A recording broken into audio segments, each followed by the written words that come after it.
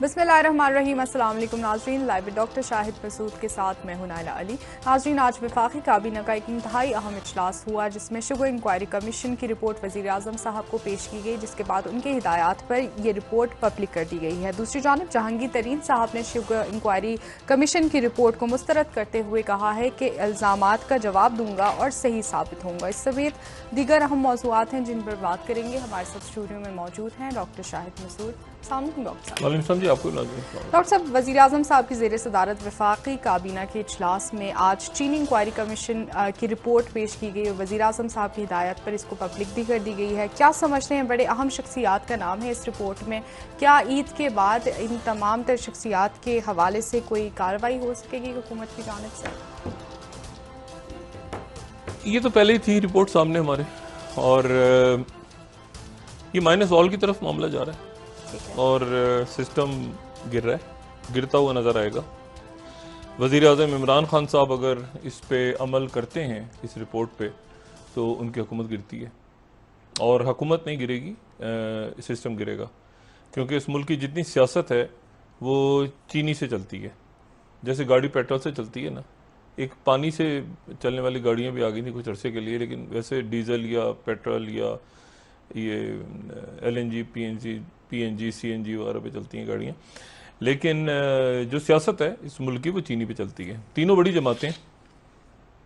जमातें आज के बाद, वो शुगर माफिया की तरफ से इमरान खान साहब को इस बात का एहसास होना चाहिए कि मुल्क की तीनों बड़ी जमातें, तहरीक इंसाफ, पाकिस्तान पीपल्स पार्टी और मुस्लिम लीग नून, तीनों के अंदर जो है वो ऐसे बड़ी शख्सियात आईं जिन्होंने आके इस जमात के अंदर सरमायाकारी की, और वो शुगर कार्टल जिसको आज इमरान खान साहब की खुद तश्कील करदा वाजिद ज़ियाद साहब जो है, वाजिद ज़ियाद साहब किसी जमात के नहीं हैं, एक मैं कहता हूँ one of the finest officers working for the state of Pakistan.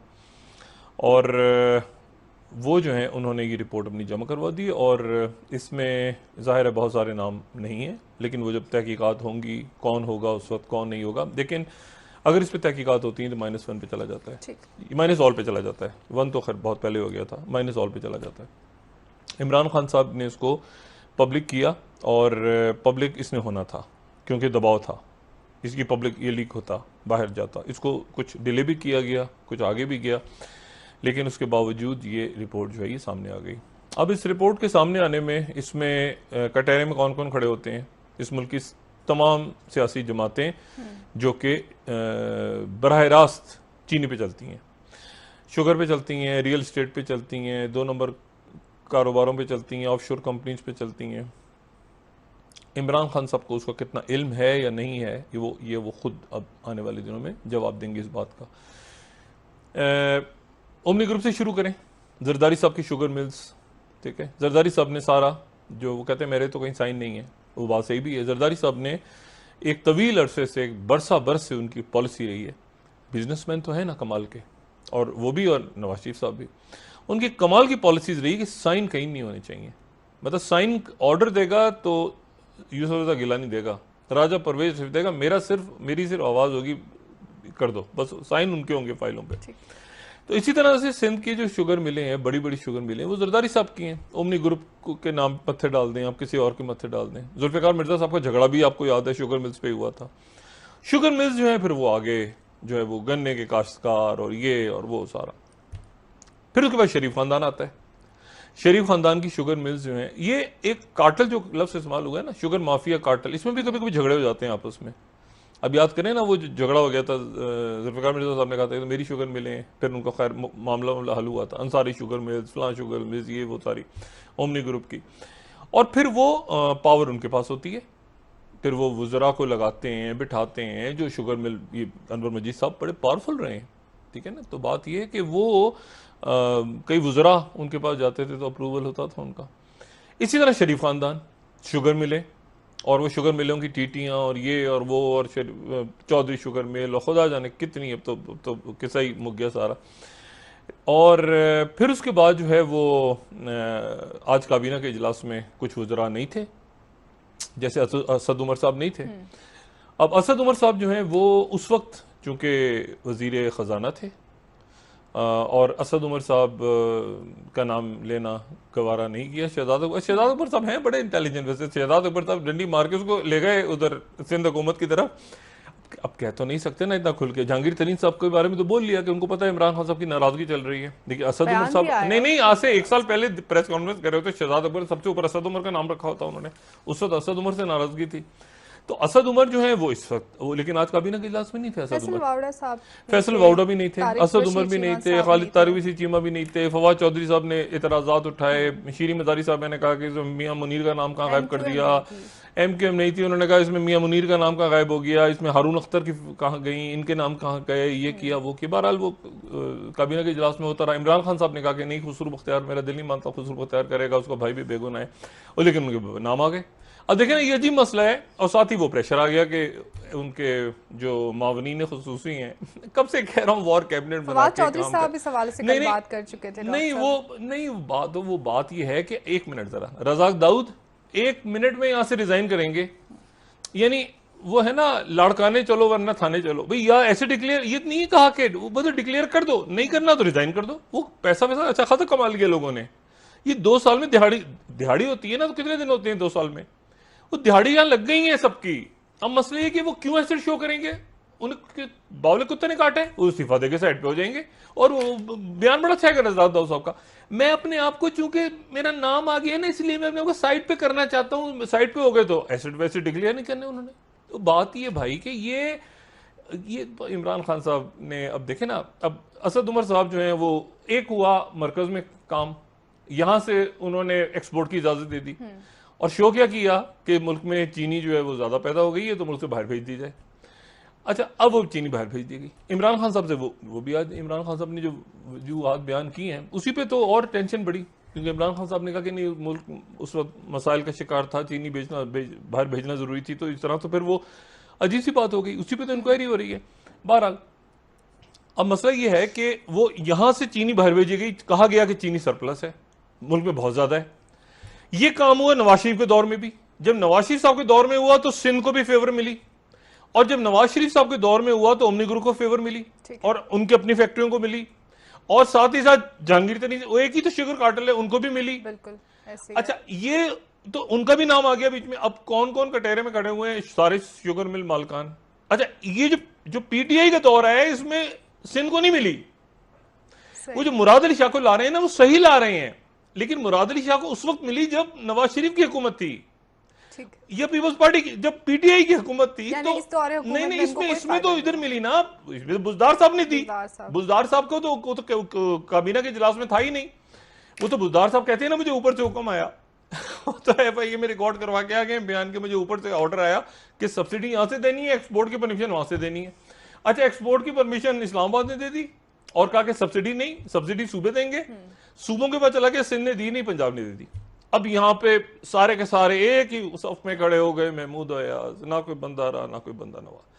अब ऐसे डिक्लेयर करेंगे बाबर एवान, आहा क्या बात है, ऐसे डिक्लेयर करेंगे अपनी नेशनलिटी, जुल्फी बुखारी, सदके जाऊं बाबर, ये क्या नाम है, अता बाबर अता, एक ही किस्म के नाम है सारे, ये डिक्लेयर करेंगे, ये बताएंगे हम कहां से आए हैं, क्यों आए हैं, ब्रीफकेस था आते हुए, तो जाते हुए 10 वो कार्गो के बैग्स कहां से आ गए ये सारा के सारा इमरान खान ने पता नहीं क्या इन लोगों को बिठाया है इतने अरसे। और जाहिर है वो रिपोर्ट लाके जब दी है, कल एक मीटिंग भी हुई थी ना, तो वो रिपोर्ट जब दी है लाके, तो फिर इमरान खान साहब ने आ गई, पब्लिक हो गई।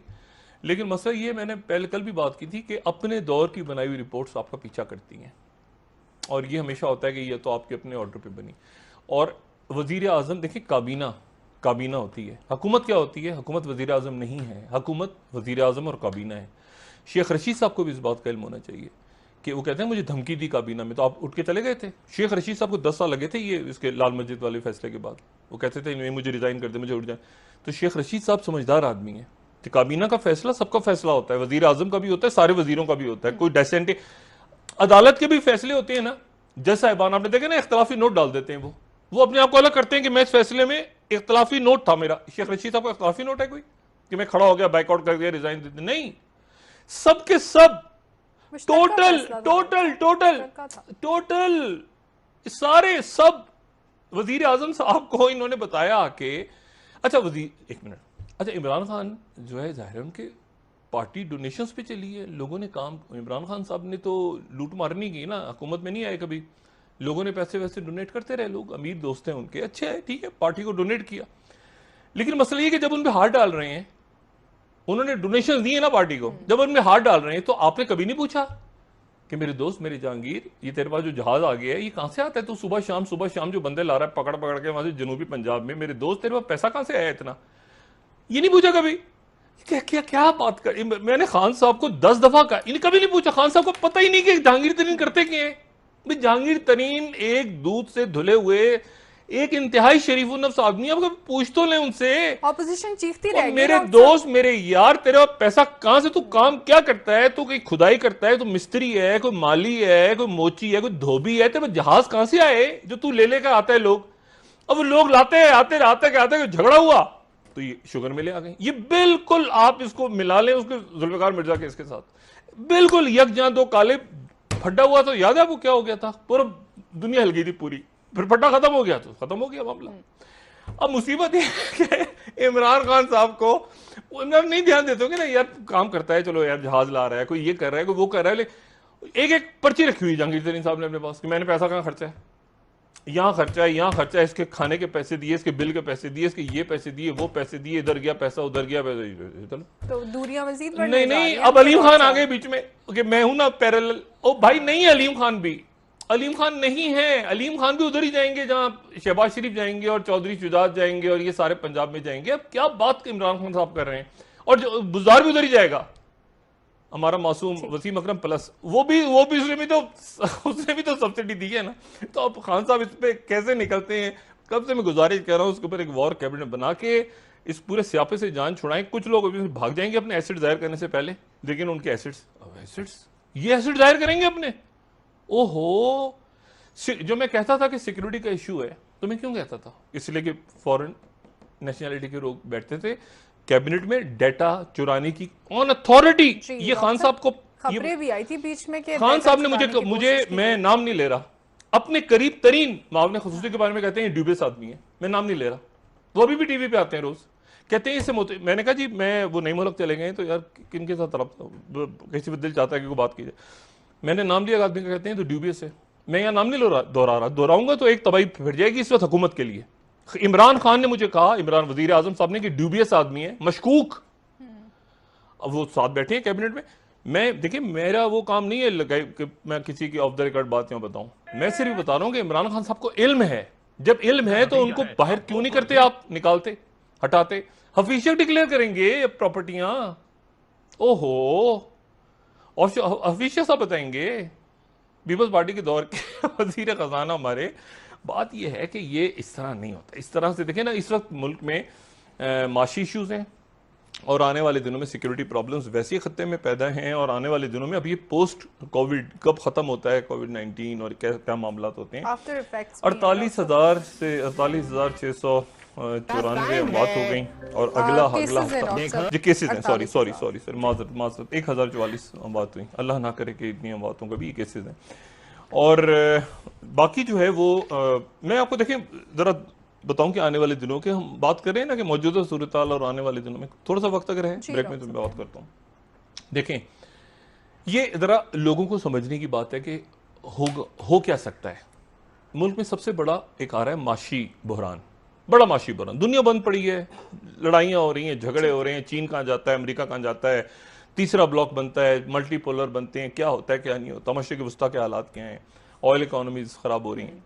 ये होता है कि जो जैसे मैंने कल भी बात की थी ना कि या तो मुल्क या इंसान, अपने इंसानों के ऊपर भी बात, माशी तौर पे हालात खराब होना तो या तो ऐसे जाते हैं नीचे और फिर तेजी के साथ वापस आ जाते हैं, जिसको हम कहते हैं वी, यानी मुझे नुकसान हुआ किसी काम में, ठीक है ना, मैंने कही मुझे नुकसान हुआ लेकिन फौरन ही मैं ऊपर आ गया तो वी।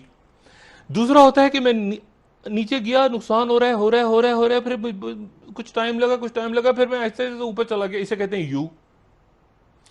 एक होता है कि होता है नुकसान होता है, फायदा हो जाता है, नुकसान होता है, इसके कहते हैं डब्ल्यू, नीचे ऊपर। और एक जो है वो ये है कि नीचे गिरा और फिर गिर ही गया, और इसको कहते हैं एल, के नीचे गए, होता है ना लाइन से नीचे गिरे और फिर नीचे ही गिरे रह गए, एल शेप। अब मसला यह है कि पाकिस्तान दुनिया के साथ अब चल रहा है, इस वक्त पाकिस्तान खुल गया है। अब आपकी एक हिस्सा है वबा, बीमारी, जिसमें केसेस बढ़ने हैं, जिसमें अमवात अल्लाह ना करे होनी है, जिसमें अस्पतालों पे दबाव, और ये जो बाजारों में मार्केटों में इस वक्त आवाम तो घूम ही रहे हैं और शॉपिंग्स कर रहे हैं और मार्केटें भरी हुई हैं, वायरस भी उसी हिसाब से फैल रहा है, वायरस भी उसी हिसाब से फैल रहा है। और न्यूयॉर्क टाइम्स में आज एक बड़ी खौफनाक रिपोर्ट आई है, वहां की रिसर्च, और ये रिपोर्ट इतनी खौफनाक है, वो मैं जरा वक्फे के बाद आपसे डिस्कस करता हूं। उस रिपोर्ट ने हिला के रख दिया, इसको वक्फे की बात के लिए रखते हैं। अच्छा, मैं आपको सिर्फ बताऊं कि वायरस फैल रहा है आने वाले दिनों में, और ये मजीद फैलेगा, और उसके नतीजे में आपका हेल्थ सिस्टम कोलैप्स हो सकता है, प्लस साथ इकोनॉमी। अब जो बात हो रही है ना रियासत में, वो ये हो रही है पोस्ट कोविड। ये पोस्ट कोविड क्राइसिस ये कितनी दिनों में खत्म होता है, और पोस्ट कोविड के लिए क्या खान साहब अपनी इसी टीम के साथ पोस्ट कोविड में एंटर होंगे, या टीम हटाएंगे तो फिर आगे एंटर होंगे? क्योंकि ये तो सारे माशी टीम तो जिम्मेदार हो गई ना। देखिए ना, चार्जशीट है, माशी टीम पे चार्जशीट है, ओ भाई सारे शहबाज शरीफ खानदान, ओमनी ग्रुप, जहांगीर तरीन साहब, खुसरू बख्तियार साहब, ये सारे हो गए बेनिफिशियरी सहूलतकार। साइन किसने किया आखिर में? ठीक है, ब्रेक ले लेते हैं और उससे वापस आके आपसे मजीद सवाल। भाई मसला ये है कि और काबीना, हुकूमत काबीना होती है, ये खान साहब असल में खान साहब आए हैं ना फर्स्ट उस पे टाइम, ये जो गुर्गे सियासत में है ना, वो शायद जानते नहीं है उनको इल्म नहीं है। जो मैं बार बार ये बात कह रहा हूं कि इनसे जितना कम करेंगे ना लोगों को, उतनी जान छूटेगी, वरना ये सब के सब वो कहते हैं ना कि हम तो डूबे हैं सनम, तुमको भी ले डूबेंगे, ये वो वाला हिसाब है। ठीक हो गया डॉक्टर साहब, आपसे मजीद बात करेंगे इस हवाले से। नाज़रीन एक ब्रेक ले लेते हैं, हमारे साथ रहिए। वेलकम बैक नाज़रीन। जी डॉक्टर साहब, ये जो एक एहतसाब का अमल अब शुरू हो चुका है, वज़ीर आज़म साहब खुद भी कह चुके हैं कि इन माफिया से पैसे निकलवा के अवाम पे लगाए जाए, क्या आप समझते हैं कि इससे मुआशी हालात ठीक हो सकते हैं आने वाले दिनों में? एहतसाब का अमल जब तक किसी मंतकी अंजाम पे नहीं पहुंचेगा तो मुआशी हालात तो कैसे ठीक होंगे? ये इन्हीं दिनों में होता रहा ना, अभी भी लूटमार मची हुई है, चीनी की कीमतें और आटा और कपड़े, और लोगों का मईशत तो चलनी है ना आगे। लोग भी क्या करें भाई, मईशत चलेगी तो लोगों के घरों में चूल्हा चलेगा ना। मैं आपको सिर्फ, मुझे नहीं पता आने वाले दिनों में हो सकता है कौमियालिया जो भी सिस्टम वगैरह ये गिरेगा, उसके बाद जो भी नया सिस्टम बनेगा, ये बड़े बड़े जो कार्टर्स वार्टर्स हैं उनके ये सबके ऊपर चार्जशीट तैयार हो रही है। मैं आपको सिर्फ एक बात बताऊं कि मैंने कल भी बात की थी कि ये है जीरो, एक जीरो की लाइन है, और ये है मईशत, फर्ज करें अब मईशत यहाँ थी और यहाँ से अगर यहाँ आ जाती है, यानी मैं अपनी जात के ऊपर बात करूँ कि मैं 100 रुपये कमाता था, 100 से अब मैं 50 पे आ गया हूँ, 50 से मैं 25 पे आ गया हूँ, लेकिन मैं कुछ कमा रहा हूं, कुछ ना कुछ कमा रहा हूं, कुछ ना कुछ कमा रहा हूं, ये मैं जीरो की जो बेस लाइन है इससे मैं ऊपर ही ऊपर हूं। ठीक है, इधर जीडीपी चली गई 5%, 3%, 2%, 1%, लेकिन ऊपर ही ऊपर है। अगर मेरा जो पैसा है कमाना, वो अगर नीचे चला जाए, इस बेस लाइन से नीचे चला जाऊं मैं माइनस में, तो इसको रिसेशन कहते हैं। और अगर ये जारी रहे 6 महीने तक, जी ठीक है, जो कल भी मैंने बात की थी, 6 महीने तक जारी रहे तो आलमी सतह पर इसको रिसेशन कहते हैं। पाकिस्तान 1952 में गया था रिसेशन में आखिरी दफा, 1952 के बाद पाकिस्तान रिसेशन में नहीं गया। उसकी इकोनॉमी स्लो होती रही है, मईशत कम हो गई, तेज हो गई, कम हो गई, तेज हो गई, ग्रोथ, तो कहते हैं जीडीपी ग्रोथ, एक है जीडीपी, एक है ग्रोथ। जीडीपी ग्रोथ ज्यादा इंपॉर्टेंट है, ग्रोथ आपकी कहां पे है, 5% पे, 2% पे, 3% पे, या नीचे चली गई। अच्छा, अब और तो इसको कहते हैं रिसेशन, ठीक है। और रिसेशन जो है वो इसको कहते हैं स्लो डाउन, और नीचे जाने के बाद अगर वो 6 महीने तक रहे तो रिसेशन, और अगर वो तूल पकड़ जाए तो डिप्रेशन, उसको डिप्रेशन कहते हैं, द ग्रेट डिप्रेशन। अच्छा, अब ग्रेट डिप्रेशन, ये रिसेशन तो आते रहते हैं, जैसे 90 की दिहाई में रिसेशन आया था, उस वक्त ये चला था .com, ये नया नया इंटरनेट आया तो कंपनियां बन गई .com, हर एक के आगे .com, लोगों ने धड़ाधड़ खरीदारी शुरू कर दी, वो बबल फट गया, .com बबल कहते हैं उसको, उसका नाम ही .com बबल है। फिर उसके बाद 2009-8-9 में आया, वो लोगों ने धड़ाधड़ खरीदना शुरू कर दिया ये रियल इस्टेट, वो रियल इस्टेट बबल फटा, रिसेशन आ गया, रिसेशन था। पहली जंग अजीम के बाद क्या हुआ? पहली जंग अजीम के बाद ये हुआ कि लोग थके हुए थे, परेशान थे, अमेरिका को बहुत ज्यादा नुकसान नहीं हुआ था, और अमेरिका जीता हुआ था, खुश था, नए नए ये फ्रिज आ रहे हैं, इलेक्ट्रॉनिक्स आ रहे हैं, रेडियो आ रहा है, ये आ रही है, मशीनें आ रही हैं, लोगों के पास पैसा, लोग खुश बहुत ज्यादा, तो लोगों ने धड़ाधड़ खरीदारी शुरू कर दी करनी। अच्छा, खरीदारी लोगों ने शुरू की, बैंक खुलना शुरू हो गए, बैंक खुलना शुरू हुए, उन्होंने कर्जे देना शुरू कर दिए, कर्जों पे लोगों ने सामान उठाने शुरू कर दिया। अच्छा, फिर लोगों ने स्टॉक लेने शुरू कर दिए। अच्छा, स्टॉक अगर 2-4 मिनट है तो मैं बोलूँ स्टॉक क्या चीज होती है, सादा ताजा तरीन अल्फाज में। होता यह था कि जब एक जमाने में वो ईस्ट इंडिया कंपनी से पहले डच इंडिया कंपनी होती थी, वो डच इंडिया कंपनी जो थी वो आती थी तो आने का खर्चा बहुत होता था। इंडिया कहां से घूम के आ रहे हैं, हॉलैंड से इंडिया तक आ रहे हैं, वापस जा रहे हैं, तो खर्चा कौन देगा? तो रास्ते में पता नहीं 10 जहाज निकले, उनमें 6 लूट लिए किसी ने, कजाकों ने। तो वो क्या करते थे खर्चे के लिए, वो कहते थे हम जाने से पहले वो जो उनका डॉक होता था, यानी जहां पे वो जहाज लगर अंदाज होता है, वहां पे लोगों से कहते थे कि यार पैसे दो पैसे दो पैसे दो, वो मसाले वापस लाएंगे तो तुमको भी फायदा मिलेगा, तुमको फायदा मिलेगा। वो दुनिया का पहला स्टॉक एक्सचेंज था। ठीक। दुनिया का पहला स्टॉक एक्सचेंज वहां से शुरू हुआ कि लोगों ने अपनी सरमायाकारी शुरू कर दी कि अच्छा मसाले वापस लाओगे, बेचोगे तो हमें कितना फायदा होगा, तो उनको पैसे देने शुरू कर दिए। तो वो एक ही जहाज वाले बहुत से लोगों के पैसे लेके जाते, सफर करते, वापस आते, फायदा उनको दे देते। आज की दुनिया में अगर मैंने कारोबार शुरू करना हो, फर्ज करें मैं हूं डॉक्टर शायद, मैं सोच रहा हूं मैं काम शुरू करूं, कोई काम शुरू करना चाहिए मुझे। अब मेरे पास 2-3 तरीके हैं। एक तो मैं जाके डाका मार लूं, डाका तो मैं मारूंगा नहीं। अच्छा, दूसरी जो चीज है वो ये है कि मैं उधार उठा लूं कहीं से। अच्छा, उधार उठा लूं, वो भी एक रास्ता है। तीसरा रास्ता यह है कि मैं अपने किसी दोस्त से कहूं कि यार ऐसा करो कि काम शुरू करते हैं, 50-50 पार्टनरशिप कर लेते हैं। अच्छा, अब 50-50 पार्टनरशिप में चक्कर यह है कि हम दोनों 50-50 हैं, ठीक है।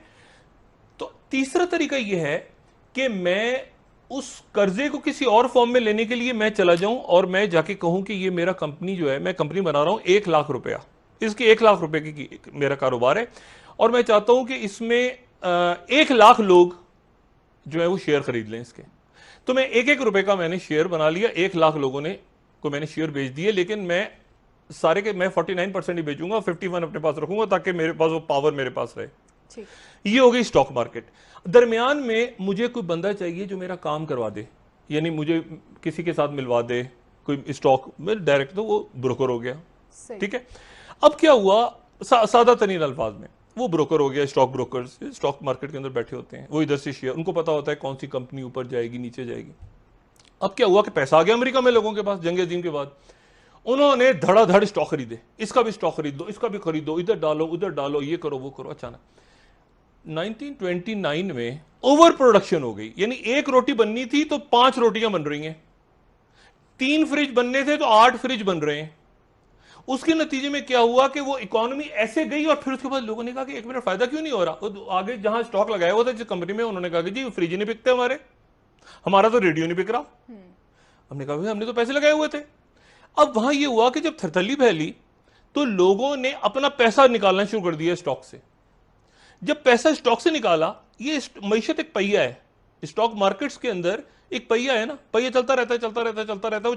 जहां रुक गया या पैसा खींच लिया लोगों ने, तो उसके बाद वो सारा का सारा बैठ जाता है जी, ठीक है। क्योंकि बड़ी बड़ी कंपनियां आपको जितनी नजर आ रही हैं वो इसी तरह से नजर आ रही है। बैंक भी ये करते हैं ना, मैंने बैंक में पैसा जमा करवा दिया, वो कहते हैं जी अच्छा आपका जो मेरा जो पैसा है वो बैंक ने किसी को उधार दे दिया। बैंक के पास तो नहीं होता ना पैसा अपना, बैंक मेरा पैसा ही किसी को देता है ना उधार, ये आपका पैसा देता है, बाकी लोगों ने जो रखवाए होते हैं पैसे अपने।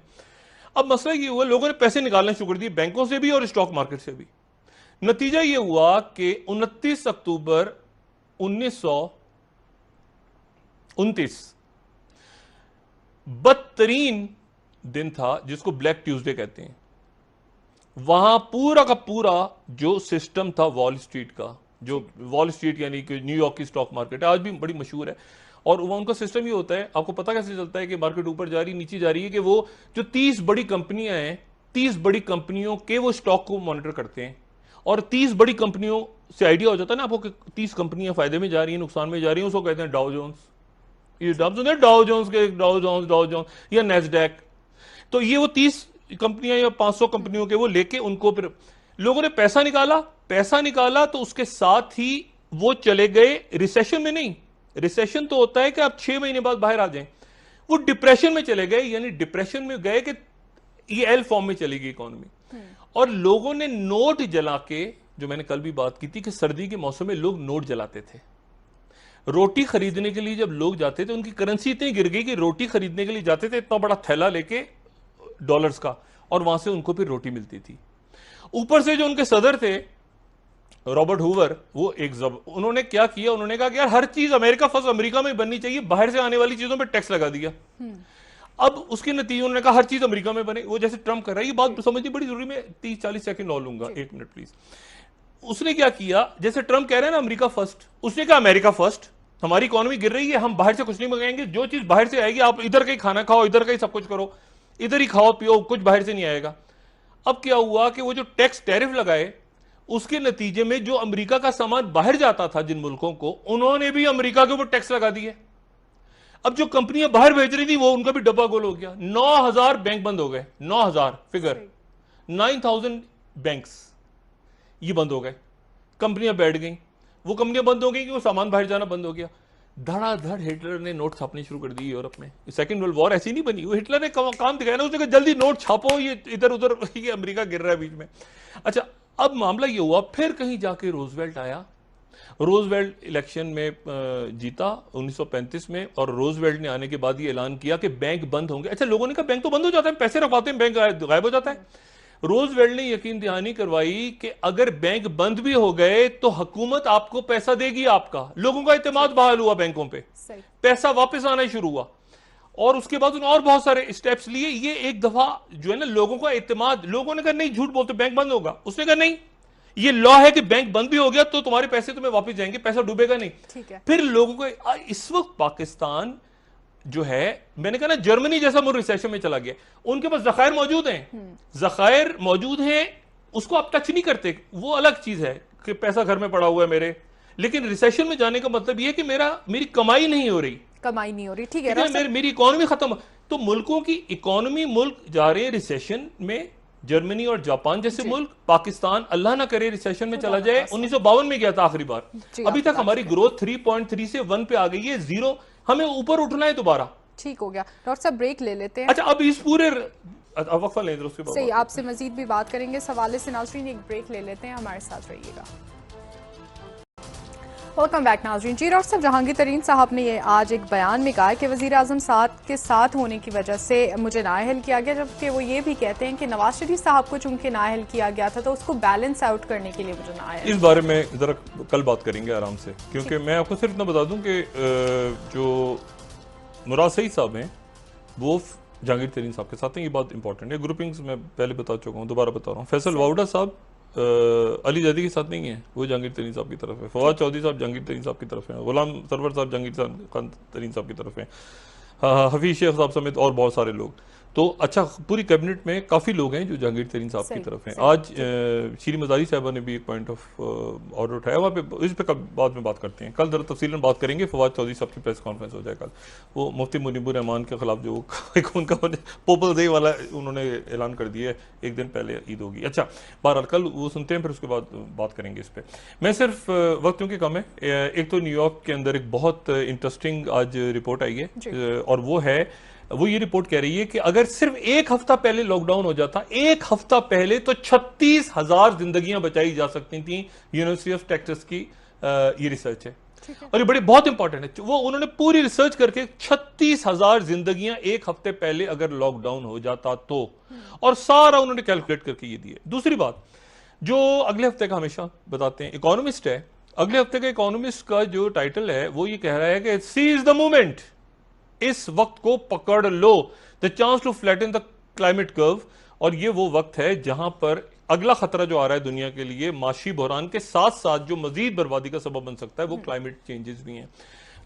तो अब ये है कि ये सारी बात, मैं एक बात सिर्फ वाजे कर दूं, मैंने जीडीपी का जिक्र किया था, यानी जीडीपी अलग चीज है, जीडीपी ग्रोथ अलग। मैं जीडीपी ग्रोथ से ये रिसेशन और डिप्रेशन और ये सारे, और ये आपका जो ग्रोथ रेट होता है, जीडीपी अलग है। ठीक है, जीडीपी तो पाकिस्तान की 280 अरब की जीडीपी है, तो वो ये कि 22 करोड़ लोग जो भी कमाते हैं, जो भी प्लम्बर्स काम करता है, कोई कारोबार करता है, वो जो भी कारोबार होता है उसको जीडीपी कहते हैं। लेकिन ग्रोथ ये होती है कि वो आगे बढ़ता जाए। तो ग्रोथ जब कम होती है